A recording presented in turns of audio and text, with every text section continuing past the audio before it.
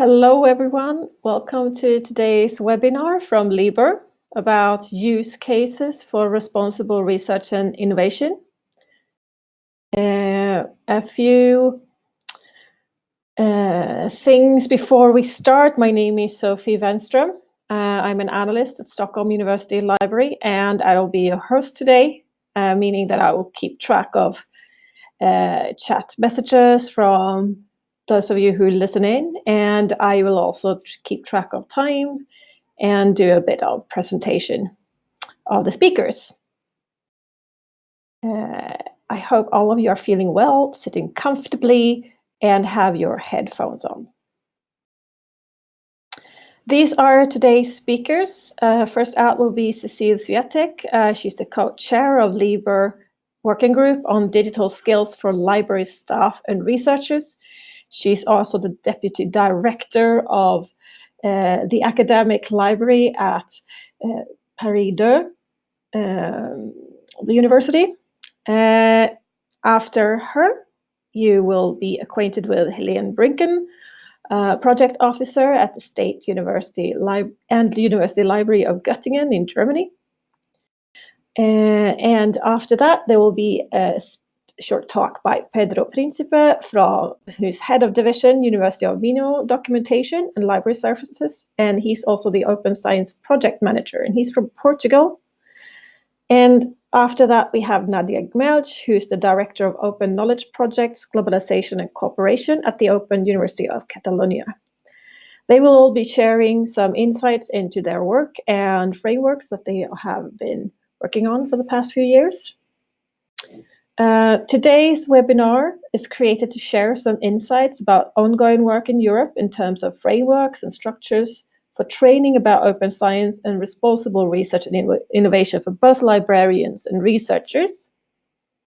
This can still be considered an emerging field, and it's therefore important to benchmark among stakeholders, which is what we do here, and to share the resources and experience to make sure we're not reinventing the wheel, all of us. We're all in the same boat here. Developing digital skills and digital information and data literacy, of course, is a question for all libraries on all levels. So I hope you will be enjoyed and inspired by the speakers for the next hour or so. And don't hesitate to let us know if you can't hear us well, if something goes wrong. A note before we start, the webinar is being recorded. All participants will receive a link to the recording later today. Slides are already on Zenodo, which you can find in the attendee chat to the left of the screen. And if you have any questions, put them in the chat box. I will pick them up. I will ask all the speakers to address the questions afterwards. And we will address the questions at the end of the webinar.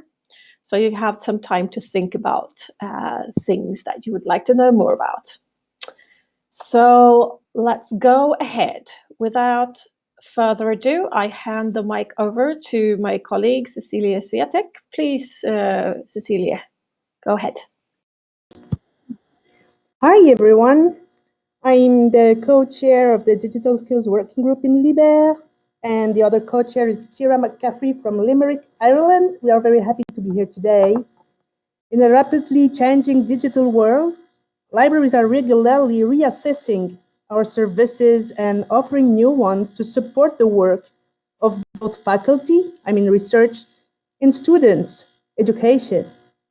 The advance of open science, and in particular RRI, has meant a reinvention of models, way of working, and techniques.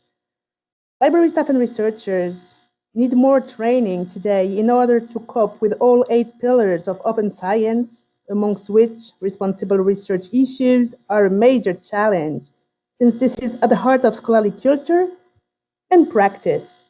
But today, this is what we are going to focus on: case studies on European science skilling and training initiatives collected by the Digital Skills Working Group. This is one of our working group top priorities, to propose an analysis of open science skills of library staff and researchers in Europe from selected cases.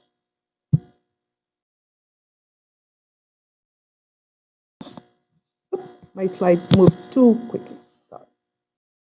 The LIBER Digital Skills Working Group launched a series of selected case review through Europe.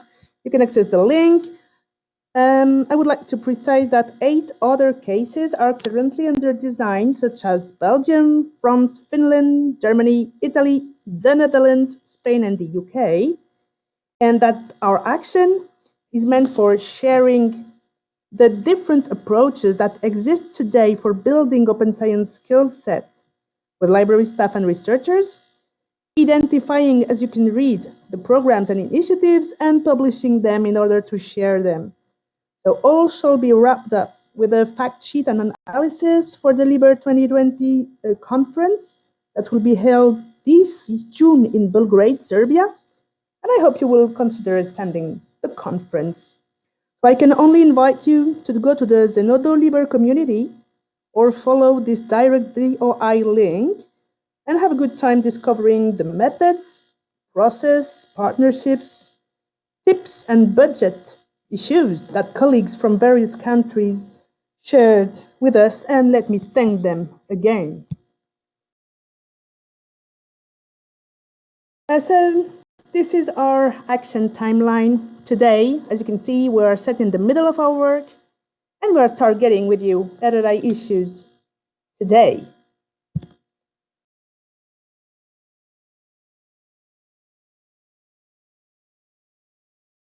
The cases that went online received today 21 answers, amongst which almost 80% are institutions. We selected those cases, and we are very happy that the answers. If we look at RRI and we try to see what it stands, well, have a look at this. This is a work in progress visualization for the moment, so you have a scoop. But our general idea is to consider how institutions can engage into general open science skilling and implement training program for library staff and researchers. So can you see RRI and connects topics in this draft visualization? It's made like entry points, and it stems from the confrontation of various existing frameworks, such as, for example, Digital Competencies 2.0 from the European Union, the Open Science Wheel, or scholarly communication frameworks. So this is where we stand. RRI is at the crossroad, can you see that? Between research integrity and citizenship issues. So the first question, when we look at the results of our case studies, is maybe to ask yourself, who is your target audience? In the 21 cases, it clearly shows that both experienced and early career researchers are concerned by training, but that students too are also a clear target, maybe for a first acculturation to global open science skills. It happens to be a very personalized, in presence, even traditional format training. You can discover from the written cases on Zenodo by the institutions and networks that this is a real choice, driven by a training policy, because people are trainers, are aiming at creating a strong bond between trainers and the researchers so that open science culture is thereafter disseminated by both senior and junior ambassador. So first step from the results is that you set up a dialogue first, and the second step is that trainees have to find themselves how this can appear convincing. This is one of the conclusions that we could see from the cases. So please go and read them. If we make a focus on this, we can see that library staff and researchers are getting more familiar with open science general skills and what we can call openness culture, open knowledge. And research integrity now is declared as a strong priority by a third of the cases we selected. It means that with the 4 answers declaring research integrity as a top priority, we can expect RRI trainings to gain momentum and to be part of the academic culture. This is more for information than anything else. You can discover on this slide from the cases published, how and why our European colleagues are dealing with formal or alternative recognition for the curricula, because it goes with the training issues. I have only one big question about this for the time being. Is why is there no inscription at all of these open science training programs into any lifelong learning perspective? The cases where we selected were outstanding initiatives, and still lifelong training stays at a local level, definitely, and there is no formal recognition, and I really wonder why. Maybe you can send some information or answers on the chat. I would be very happy to read about this. I wanted to end by thanking you for your patience and for your interest in RRI, and I wanted to share with you the happy faces of the working group. Thank you very much. Thank you, Cecile. And we have the next speaker, who is Helen Rankin. Thank you very much, and welcome to everyone. So yes, my name is Helene Rankin, and I work at the State and University Library in Göttingen in Germany. I'm a project officer, and I work for several open science and RRI projects. And one of them is FIT4RRI, where I'm the communications officer. So what I would like to do now is to give you a little bit of background, what we actually mean when we talk about responsible research and innovation.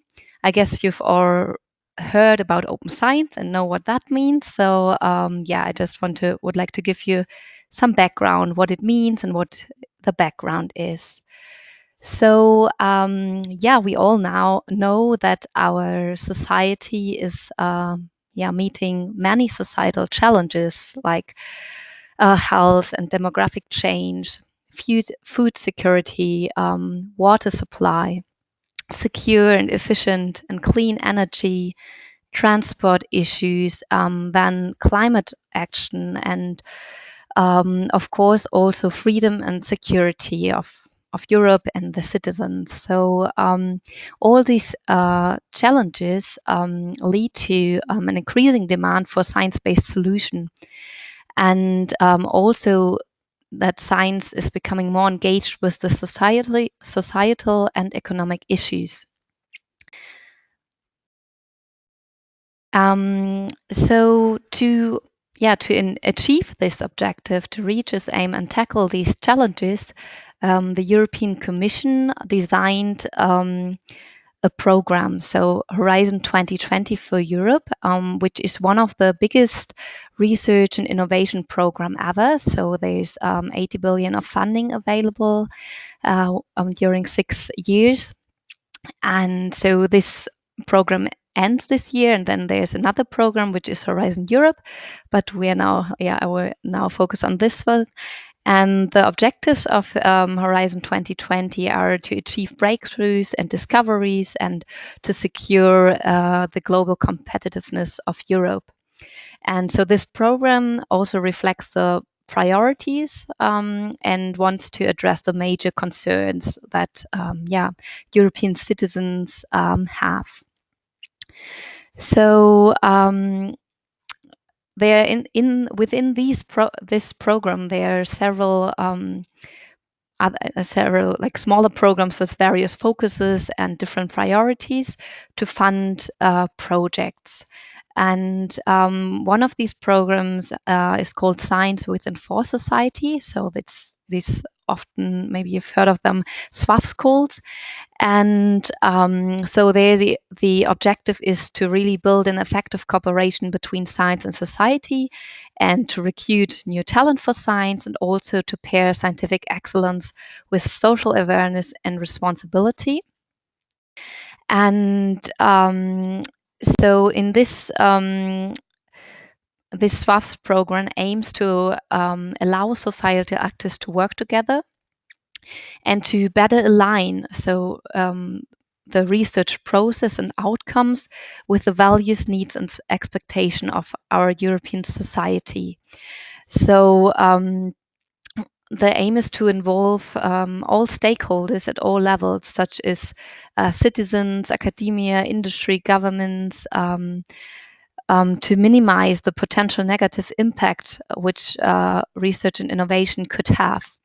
And so this approach of involving the different stakeholders, different actors, and thinking about potential negative impact our activities, our research could have, is called responsible research and innovation. So this is what we mean when we talk about RRI. And so there are 6 key pillars, which you can see on the right-hand side, that build a framework for the RI practice. So we have gender equality, ethics, science education, public engagement, open access, and then 2 more, sustainability, inclusion, which have been added in 2015. And so when we want to practice RI, it means that we implement policies that engage the society, that increases the access to scientific results, that ensure gender equality, that take into account the ethical dimension, and also that promote science education. And the last key pillar is governance, which means that we design governance settings that help to achieve the implementation of the other 5 keys.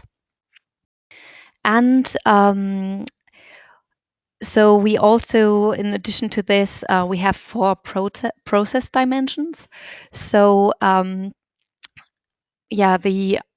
every RI process is recommended to be diverse and inclusive, to be anticipative and reflective, to be open and transparent, and also to be responsive and adaptive. So this means while designing a process, that we think about, like, that we're anticipating what consequences do our actions have, what does the society expect, what do different stakeholders expect, and how to make it open and transparent, and also how to include the different actors, and also when we include different stakeholders and get their feedback, how can we adapt and how can we respond to these requests.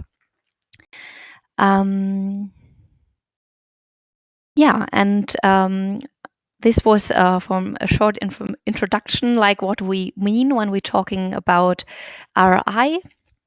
And I'm happy to answer any further questions after the presentations.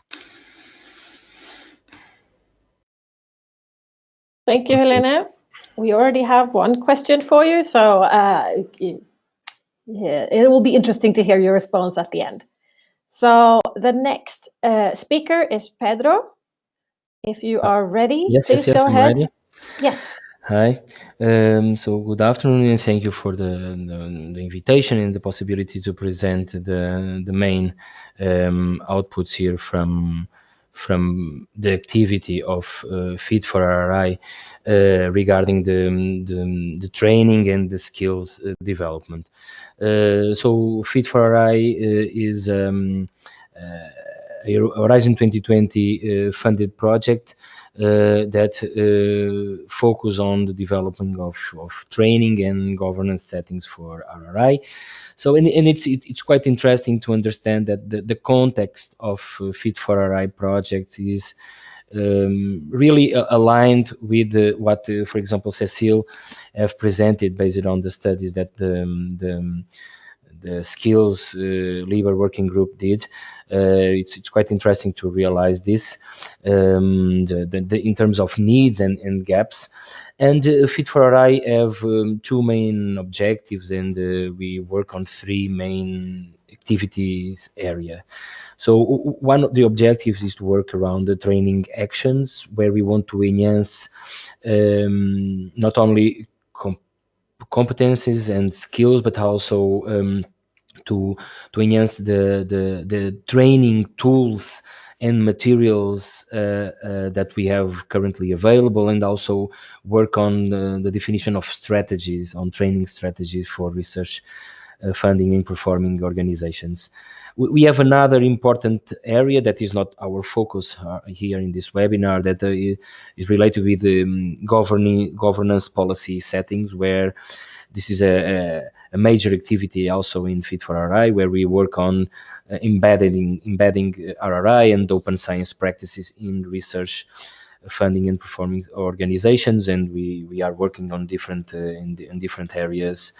So we mainly work on a component of analyzing general trends, barriers, and drivers. We have already presented several studies, and in fact, we did some webinars to detail these studies that we have done in the first half of the project. The project has just started in 2017, mid 2017, and we'll finalize this year in April. For work around the governance settings, we also did co-creation experiments in different areas, in different sectors. And the third area is to work, in fact, on the development of the practical training tools and training events, let's say. So, and this is what I want really to highlight here, is all the work around the training actions that we are developing in FIT4RRI. So we have four main objectives. The third one is more or less more internal, that we have prepared to support also our co-creation experiments. But so one of the main objectives was to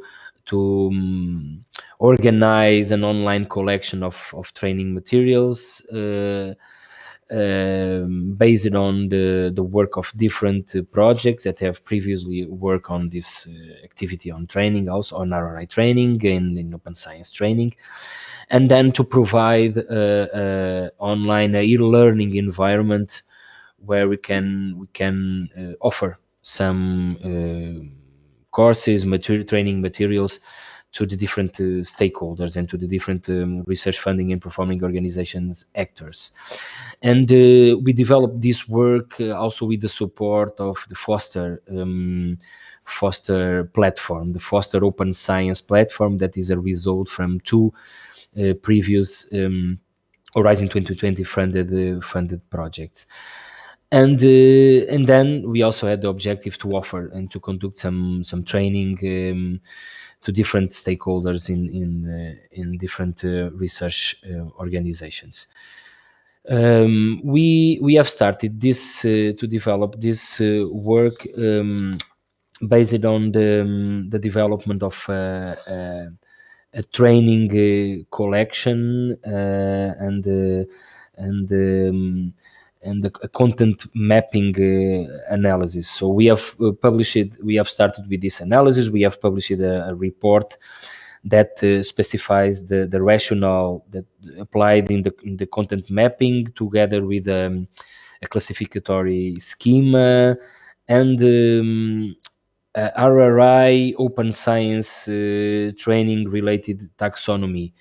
So it was quite important for us to first gather resources that different projects have developed. So we based our analysis in different materials, but mainly from the outputs from FOSTER Open Science Project and RRI Tools Project. We have gathered these outputs in a collection of training materials, and based on this collection, we did a kind of content mapping. We've established e-learning learning objectives for different areas of our taxonomy, and in fact we developed an integrated taxonomy to proper organize the collection of training materials and to proper organize this collection within the FOSTER platform. So we have presented a taxonomy that I think it's quite interesting to. It was important for us, but I think it's quite interesting for others, for institutions, for other projects, infrastructures, where they want to organize more or less the content around RRI and the open science topics. And this taxonomy was quite important for us to establish the learning objectives and to establish the organization of the materials in the Foster portal. That Foster portal is a result of 5-6 years of two projects. So in Foster platform, we had really a big number of outputs, and it was quite important to proper organize it, now that we don't have only open science specific related topics, but we also have topics from other areas around RRI. So the strategy of FIT4RRI, it was established during this first phase of the project, and it was also based a lot on the lessons learned from Foster, the two Foster projects. First, one area where we want to offer organized training content and materials collection. Second area where we want to reusing some of these content materials to prepare a kind of toolkit with specific RRI and open science online courses. Then based on these two components, content materials and online courses, we establish a kind of RRI specializations where we offer learning path in order to different stakeholders get some budgets, get some specialization, specifically targeting some of the needs around training needs around this area. And additionally, of course, we run some workshops in different institutions and in different events, and we also contribute to the enrichment of the trainers directory, the open science trainers directory, also to have in this directory some specialists in different areas of RRI.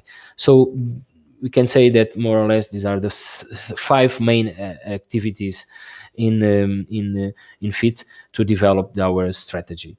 So in Foster Open Science Platform portal, we have already a specific area for FIT4RRI, where the main outputs and the organization of the content is already available. The taxonomy is available there. Of course, you can also check in FIT4RRI website some of these outputs, but we wanted to embed in this Foster portal all the outputs from the FIT. So we have resources and we have the taxonomy there, and also different events available also in the calendar.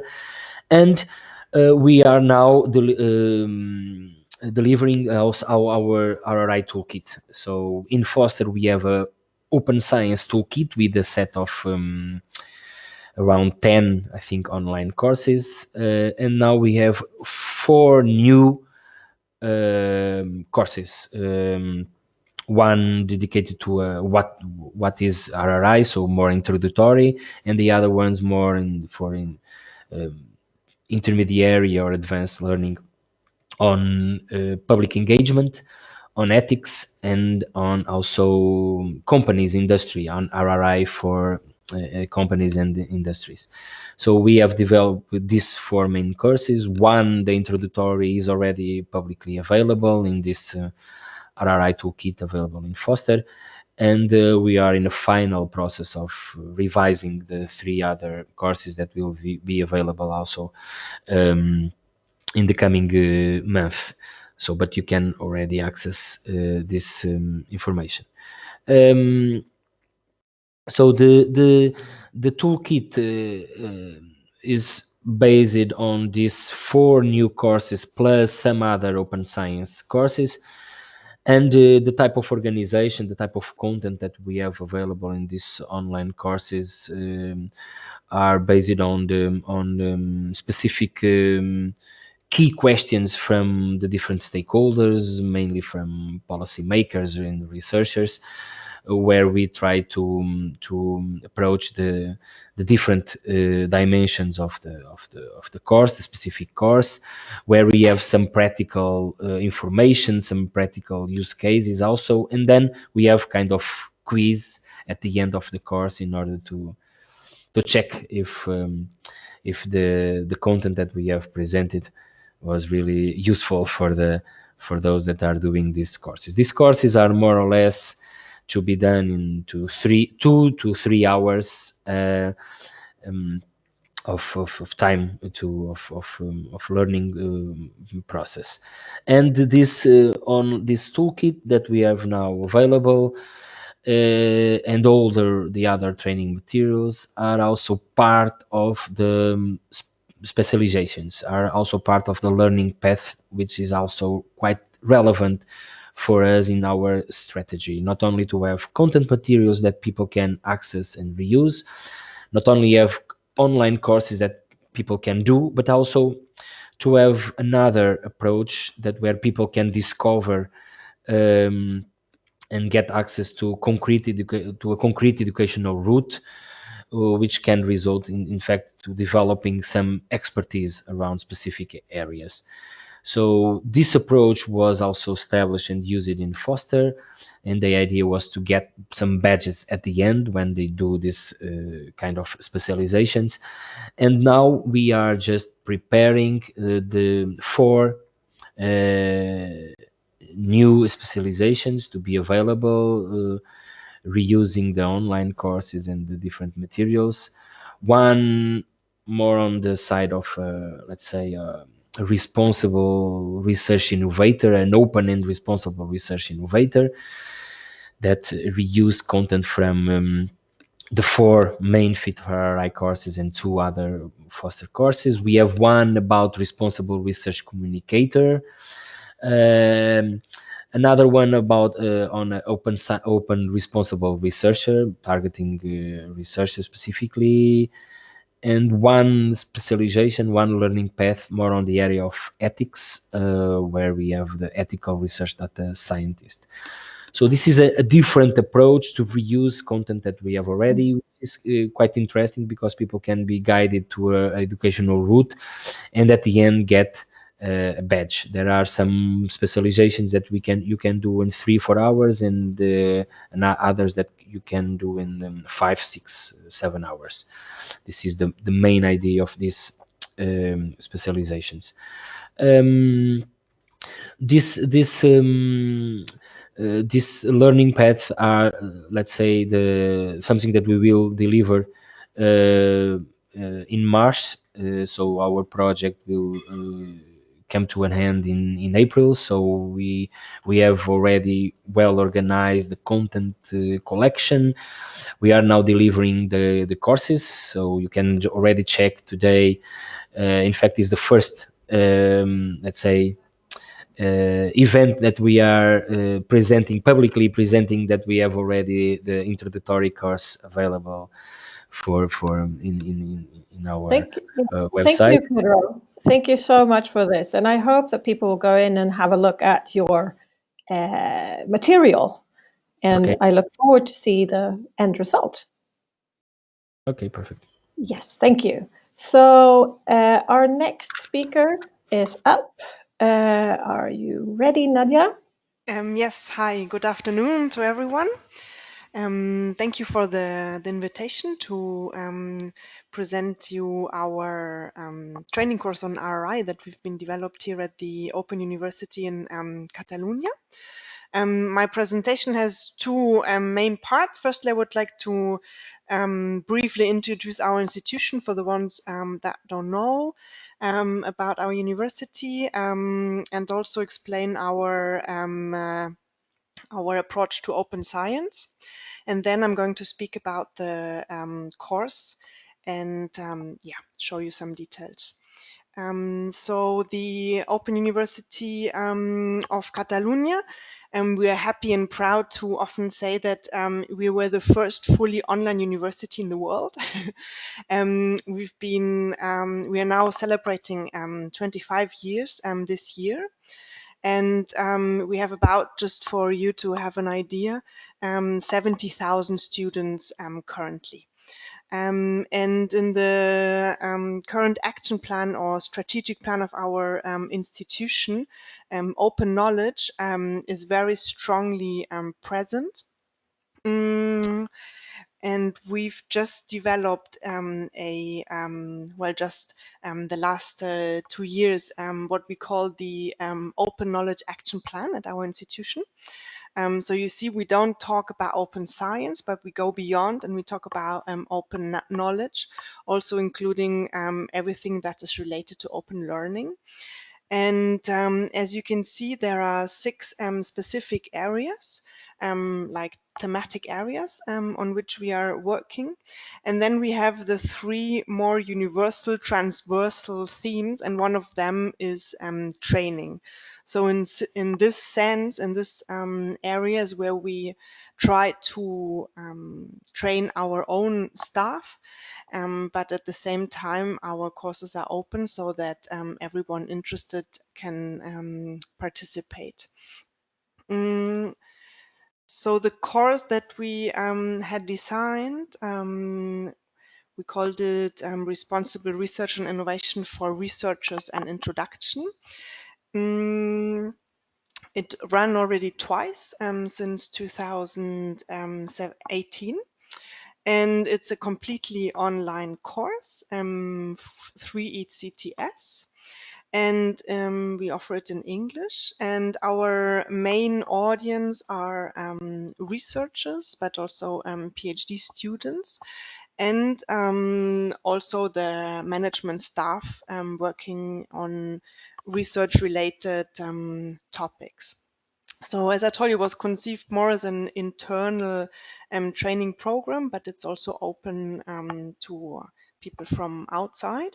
And what we tried to do was to use content that was already available from different European projects. You might still remember the RRI Tools project, for example, or the HEIRI project, which was focused on training also on RRI, and the Perform and GenPod projects. And then we've been working together with the University of Bristol and another Catalan university, Universitat Autònoma, to create the contents of the course.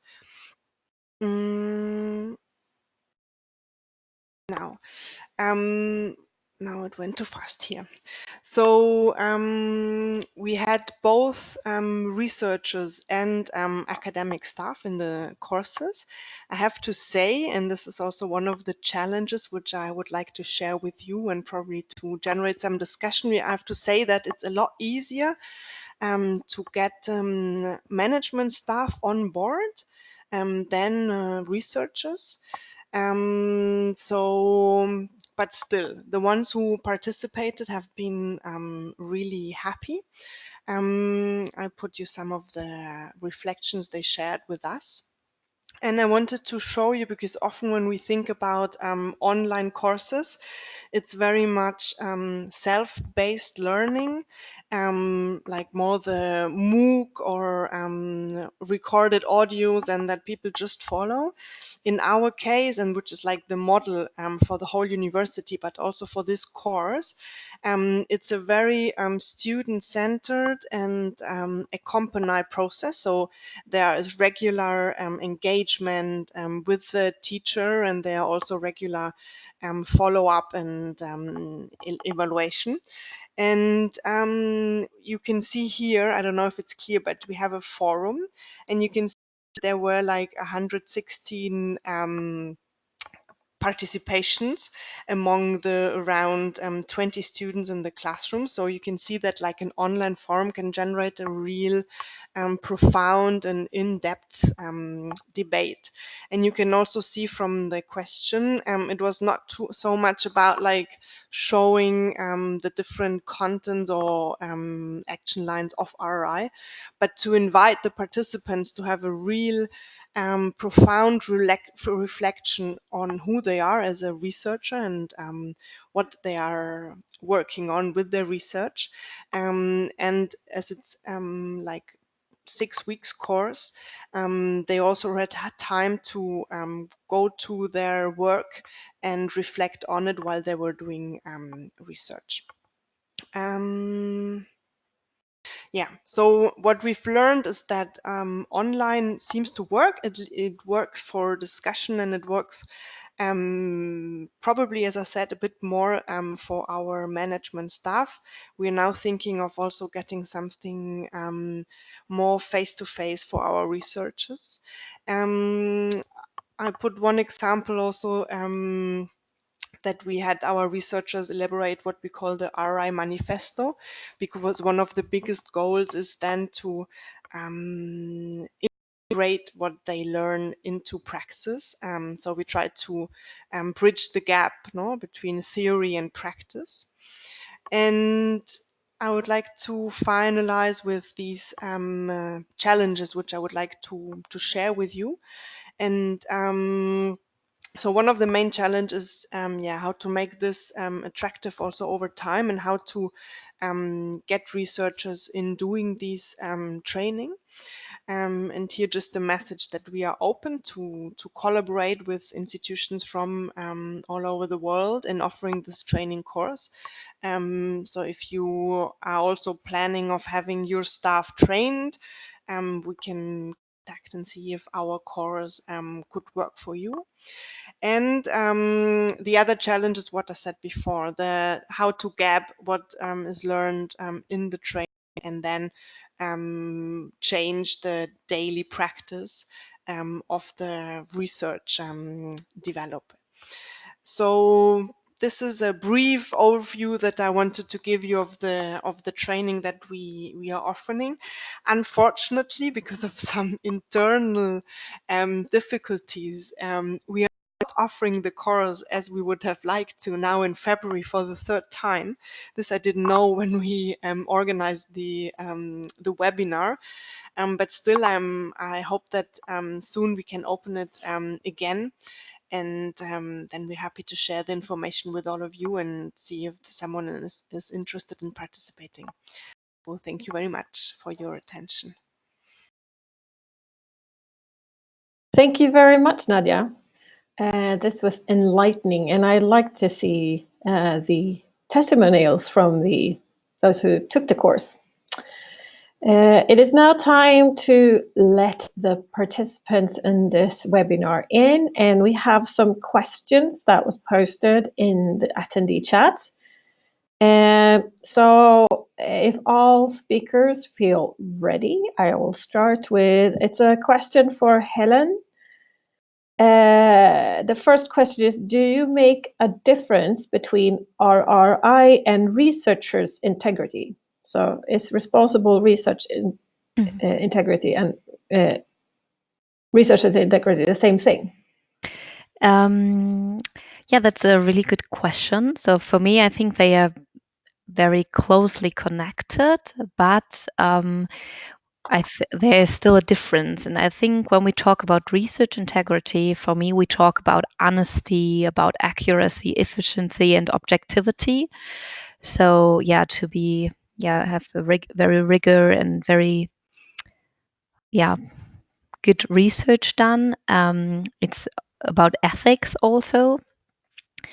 But I think RI is about more than that. So I think it's, for me, the key here is really that it's about involving actors, and about really thinking about like what could be the consequences be for the society, what are the consequences for the people, what are the people that are affected by my research, and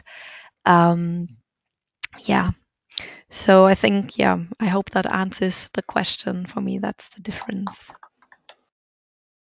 Thank you, Helen. I actually have another question for you. So this came from another participant. Do you also look into potential negative impact in the other direction? E.g., what impact does the involvement of industry have on the research? I think that's a very important question, but this is not an issue that RRI looks into particularly. I think always think that we need both. So when I talked about RRI, I've also heard some researchers say, but I am like doing fundamental research. I just do it for the sake of research and not to meet any expectations. And I think it's important that we have that. So also in sense of academic freedom. But I think that's also not what RI wants to get rid of or something like that. It's I think we need both. We need this fundamental research and we need this engaging research, thinking about what does our society need. And in this sense, we, like all actors, all stakeholders, need to work together. And I think when we're thinking about maybe negative influence of industry, I think RI tries to prevent that by involving different actors and not by only involving industry, but also involving maybe the people there, which the data are collected. How would they be, for example, affected by that, and not that just it's good for the company. Thank you. Yes, there's always several sides to every story, isn't it? Thank you so much, Helen. I have another question. This time it's for Nadia. So hang on. Which communication channels did you use to inform management staff and researchers about the course? Did you differentiate between the target groups in your communication? So how did you get participants to your course, basically? Okay, thank you for the question.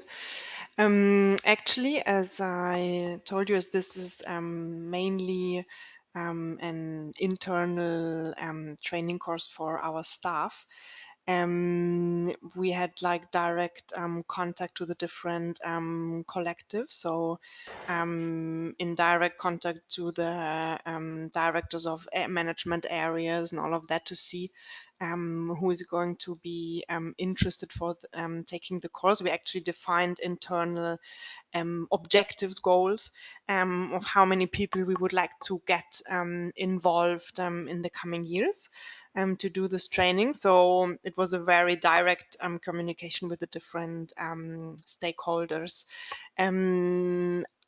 Regarding more the communication to the broader audience, which would be the people who enroll from outside our institution, we actually have only one communication. So, and as the title says, it's mainly thought for researchers themselves, even though we are happy to have any other stakeholders in the course. Thank you. Okay, thank you. Well, I recognize this question, like getting people to your course once you have designed it is not always easy. So I have a similar question for you, Pedro. How do you attract users or plan to attract users to your resource, the learning path?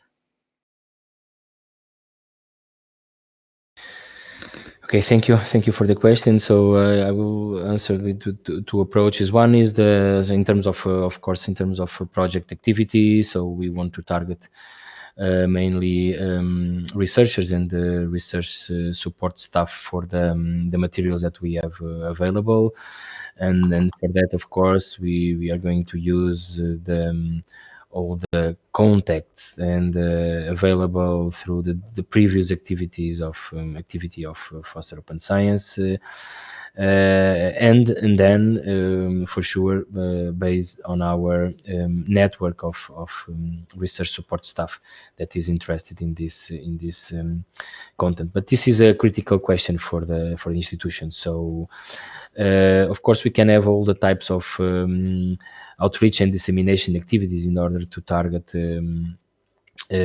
PIs and researchers for the different training content that we have related with these questions, but we need to have it embedded in two levels. One at the policy level, so when institutionally we have mandates for some of the areas, like for open data or for open access to publications or for public engagement, it's quite so important to have this alignment with the decisions from the responsibles from the university. So in one side is the policy. It's quite important.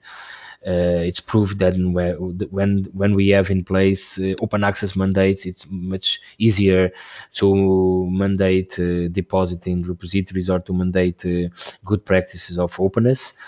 And then the other area is what we heard in this use case from the Open University of Cataluña. So to have the training, the RRI training development embedded in courses, with credit in courses embedded in PhD courses or even in master degree. So this is, I think, it's critical. So policy development and embedded in the courses.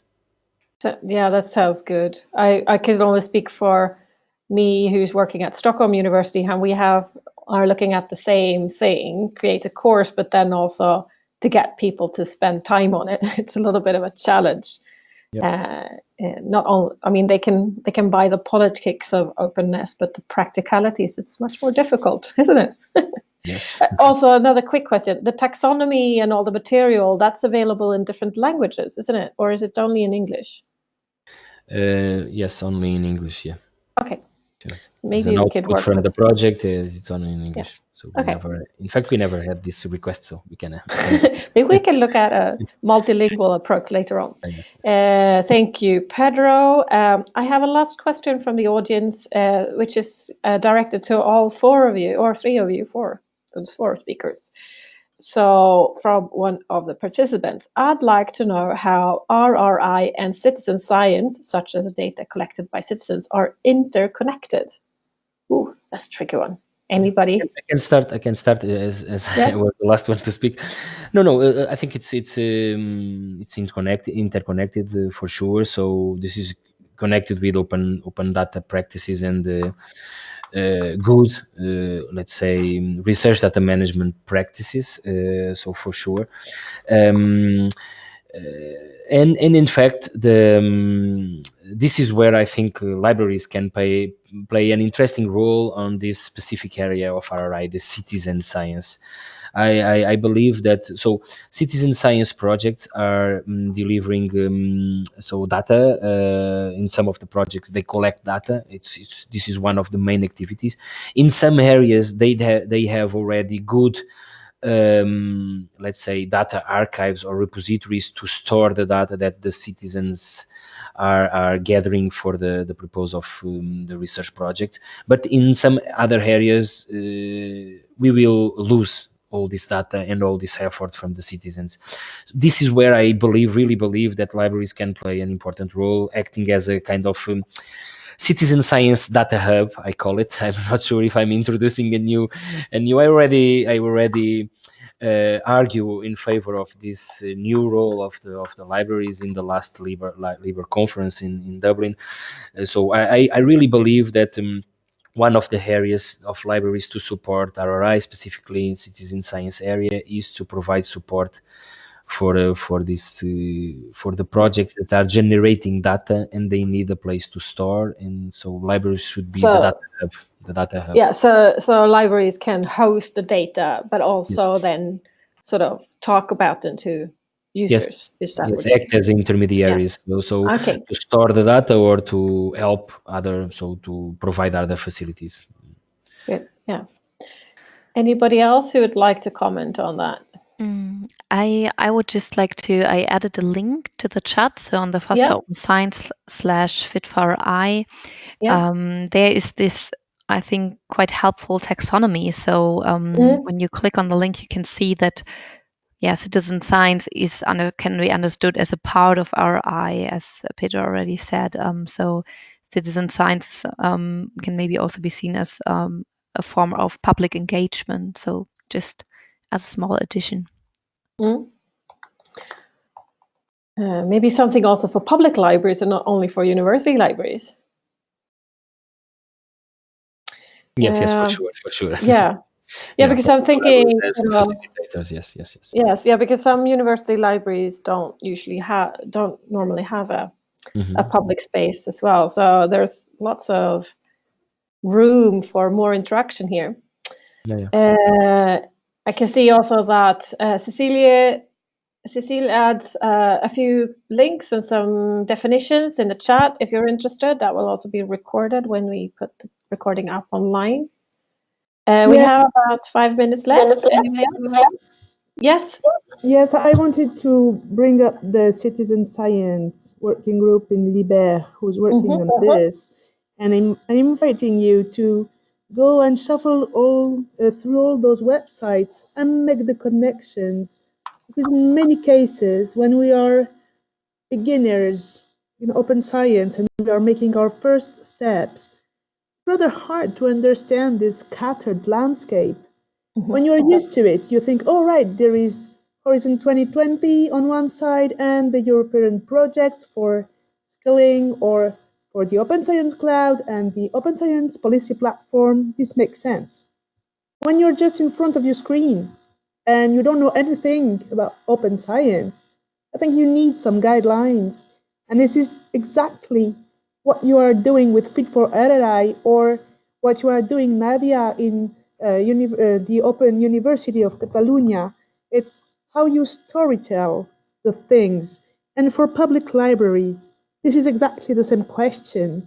How you bring people to ask themselves some easy questions and to bring open science on the table, even without knowing what is open science, talking about ethics, talking about responsibility can bring you to talk about research responsibility. And then you can engage a dialogue with the citizens and with the researchers about open science and RRI. And I think those moments when you mix people and you have a real conversation, a deep one that can last long, that's a very good thing.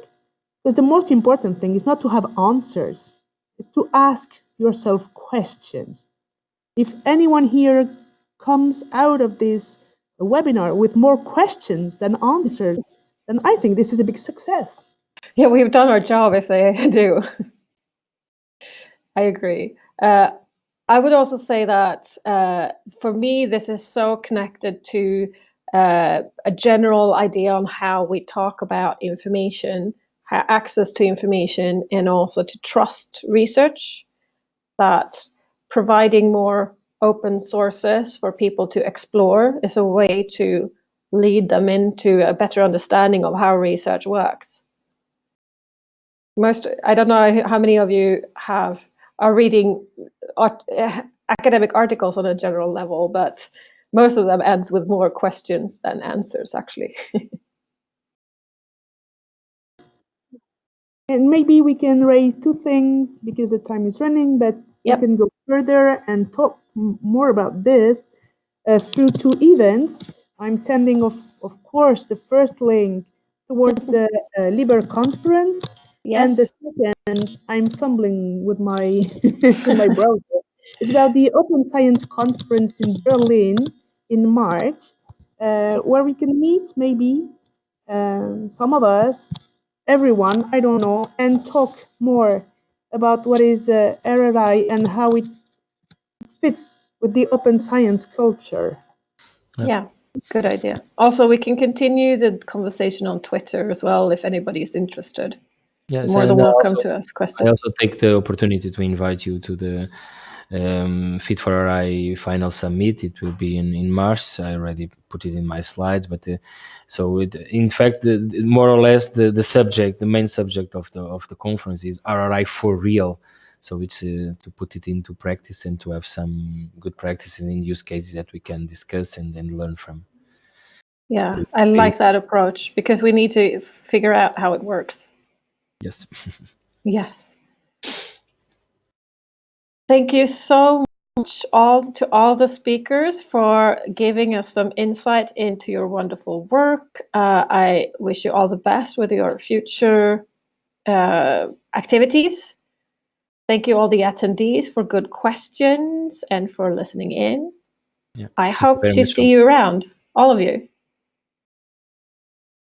Thank you for sharing also this. And goodbye. Bye. Bye. Thank you. Bye.